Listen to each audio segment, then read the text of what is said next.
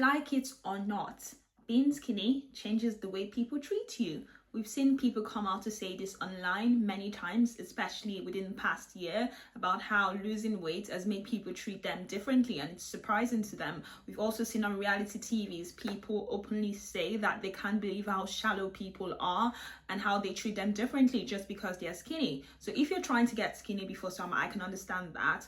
Also, if you do not want to be skinny and you're actually happy being overweight, this video is probably not for you. So let's get right into it. If you're one of those that want to be skinny this summer, by the way, this is a realistic guide because I know there's many toxic information online about how to get skinny by summer. I do not endorse doing anything that will put your health at risk. The first and most important thing is health.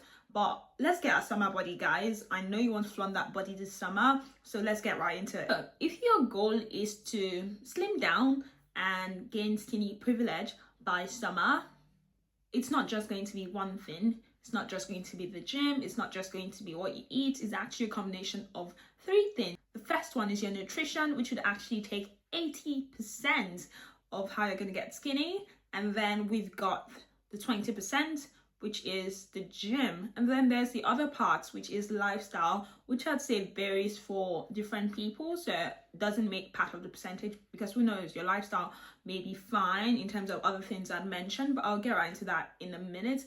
Or we could also do the split as 70 20 10. So talking about nutrition, first you'll actually have to understand how your body works and kind of study what you tend to gravitate towards eating. Now, if you have unhealthy eating habits, I'll talk more about this when you go to lifestyle, but you want to sort of like walk around your nutrition and change your diet plan, because even if you go to the gym back to back, which is something that before I thought was what I prefer to do, but because I already had skinny privilege, I suppose it did not count for me. So I always have this mindset of I can eat anything I want and then go to the gym after, but that's actually kind of working backwards. That's kind of working in a way that is not as productive. So the first thing to do is to work on your nutrition.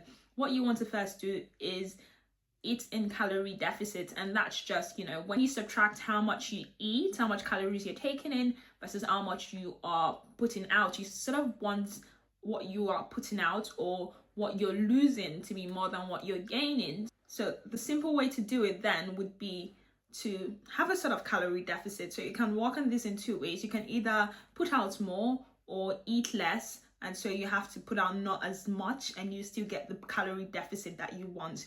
You just want it to be that whatever you do, whatever exercise plan or diet plan you're on, when you subtract what you are taking in terms of food and how much energy you're expending, then you should be able to get a deficit or difference of 300 to 500 calories, okay?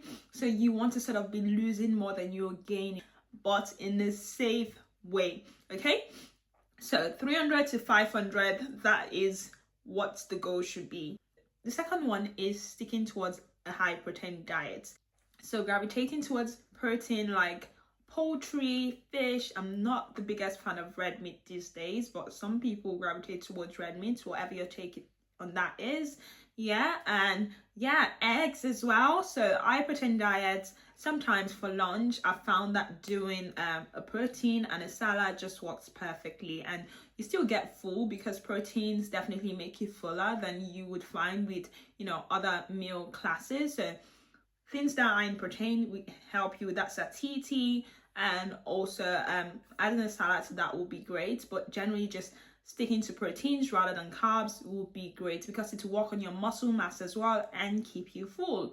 Okay, so the other thing you want to consider is whole grains. Whole grains are great. Specifically, I've found that things like quinoa and lentils are really good. Recently, I started having quinoa instead of rice, or I did that for about 2 weeks before having rice again, and I found that it was amazing. It has a higher protein content compared to, you know, having rice, which is more carbs and more sugar. So quinoa was like a good substitute. Lentils is also a good source of protein, and so, like, you know, if you love your grains, that's what you should think about gravitating towards. If you must eat rice, maybe brown rice rather than white. So just leaning towards healthier grain options would be great. Okay, some of those are also great to like giving you the right fiber contents that you need, which would help digestion and things like that. So diet is definitely a big one, and it look different for everyone, but these are more general rules based on your health, what you're allowed to eat. Considering your general health before taking any of this advice will be very important, or is very important, so definitely do that as well. Okay, next, you'd have to know the difference between whole foods and processed foods. So you need to actually have more whole foods, like things that are single ingredients, okay? Have your chicken, or have beef if you want to have beef, but can't be with like loads of like preservatives and other things added into them.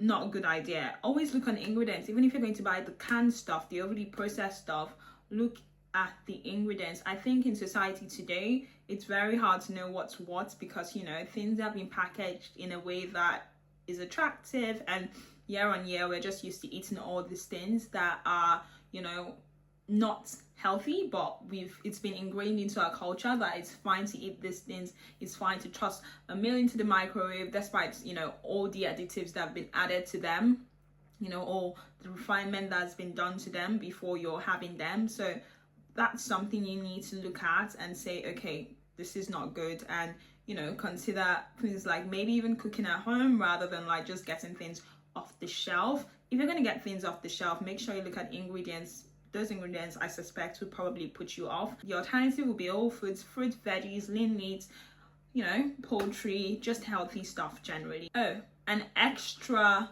tip is things that tell you no sugar in that, no fat in that, probably has another substitute that is even more healthy that has been added to that to make it taste nice despite not having this sugar and this fats in it.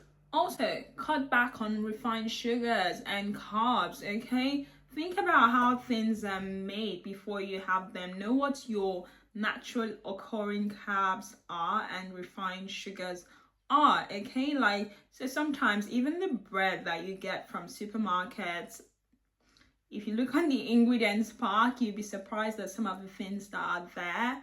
Do you know what I mean? Like things made of flour. Those are not like naturally occurring carbs. That's something that's had to be made with artificial sugar added in there and all of that. You want to think about eating things that are like, you know, naturally occurring carbs, like potatoes, sweet potatoes, you know, those kind of things that naturally occurring is what you should lean towards. So that's just an example, sweet potatoes versus like white bread. So those are things, that's a way to sort of like look at things, okay? And stay away from this soda, stay away from sweets, stay away from the chocolates. This one's, you know, seem more obvious, but you know, sometimes you just think a little, but sometimes a little does go a long way with this thing. So especially if within the next 3 months, what you're planning to do is gain skinny privilege, then you need to take more drastic steps like this one, okay? Say no to those sweets, say no to those chocolates. Tell people to get you other healthy gifts, so fruits rather than chocolates, all right? Okay, the next one is hydration. Drink loads of water, guys. This one pretty much explains itself. Water is one of the fuels that keeps our entire body system working properly. You don't want your body to go into, you know, emergency mode, like just being dehydrated all the time. Sometimes the fact that you're dehydrated would be presented to you like you're hungry. Sometimes the cravings you get at night comes from being dehydrated, and sometimes you find that just having water changes a lot. So stay hydrated, guys. Okay, the next one is exercise. I have definitely spent more time talking about nutrition, but that's important considering how much of a role it plays in, you know, keeping you fit or getting you that summer body, getting you that skinny privilege by summer. So you want strength training, okay? Strength training 3 to 4 times a week.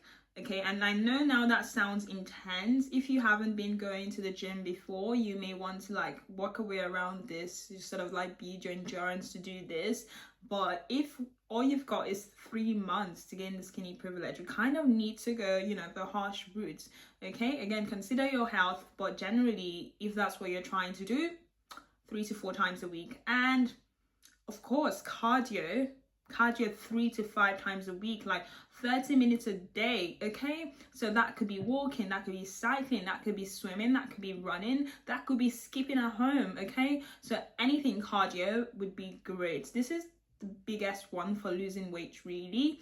and the muscle training is only an adjunct to that, the strength training, okay, to just make sure that as you're losing body fat, you still have like muscle mass left, you know, to just like, it's really an adjunct to strength training. But cardio is going to do wonders for you, okay? What Ozempic does for people, cardio is going to do for you, okay?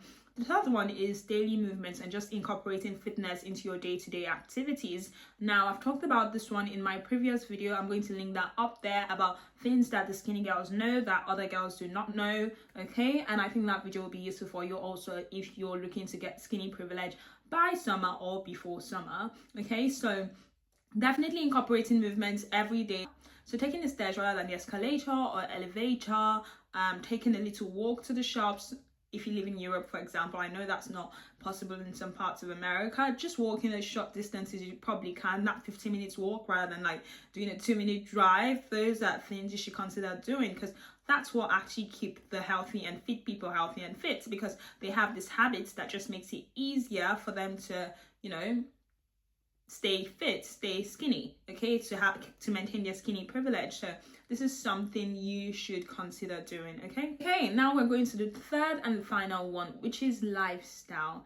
Now, lifestyle is like the basis for everything. To be honest, your nutrition, exercising and all that, it's all a part of lifestyle, but there are just some additional points when it comes to lifestyle that I think it's important to make mention of, that do not necessarily constitute the big ones like nutrition, exercise. And one is sleep and stress levels. Now, if your cortisol level is high, that is associated with having more cravings and, you know, just eating more. So if you're stressed also emotionally, people tend to like stress eat and all of that. So if you have someone in your life that is stressing you out, maybe this is a good time to distance yourself from them or cut them off. I know I've made a video about this. When I say cut off, sometimes it's not cut off, it's like, you know, just give yourself some distance from them. I'm going to link that video up there about people you need to cut off from your life in 2025. So go watch that one to catch what I mean, and people that may possibly increase your cortisol, which is a stress hormone. So once your stress levels are down, you probably not have as many cravings. I know sometimes that's hard because life happens sometimes and our stress level is just high. It is what it is. So like, but do the best you can. Having 7 to 9 hours of sleep is a good one, because no matter what's happening in your life, you're able to get that much sleep, then your body is not really going to notice as much. Pardon me, those are more lay terms, but just for you to understand, like if someone is getting 8 hours of sleep, you know, body would think, oh, that's okay. So your stress levels, your cortisol hormone would not be activated. So this is one thing that is worth doing. So make sure you balance out whatever life is doing. I know lives sometimes, and so just balance it out by giving yourself that break and resting when you need to. Turn that TV off and sleep. You'll be surprised how this can make you have that bikini body and skinny privilege by summer. So under that one, another one was, you know, to manage your stress. I already said that before. I already explained how, you know, cortisol levels can go high and, you know, your metabolism can just be like, you know, slower because you're stressed as well. So manage your stress, guys. Like whatever is stressing you, let it go. You know, obviously if it's like your education or something like that, that is where you apply some nuance to it, okay? And last one is just consistency on the lifestyle, you know, just being consistent with all the small habits. That's what really adds up in the end. So it's worth being consistent. If you start any of this and you're not able to keep up, it wouldn't be great. And that's why I think, you know, if you're just going to do this for like, if you can't do 3 to 5 times a week cardio, if you can only start with 2 times a week, go for it. If you can do 1 hour of cardio rather than 30 minutes, you can as well go for it. But little and often is always good when it comes to exercise. I tend to find that is the case as a physio, rather than doing loads and just like staying off for ages, unless you've got, you know, that natural skinny privilege where you can do that and get away with it. But we've come to the end of this video. Let me know what you think about this in the comment section. Let me know what you'll be doing, what action you'll be taking before summer, and encourage someone by leaving that comment there and letting us know what you'll be doing before summer to get that skinny privilege and to get that bikini body. And if you love this video, I would see you in my next video where I reveal the secrets that the skinny girls know, and I would see you in that video.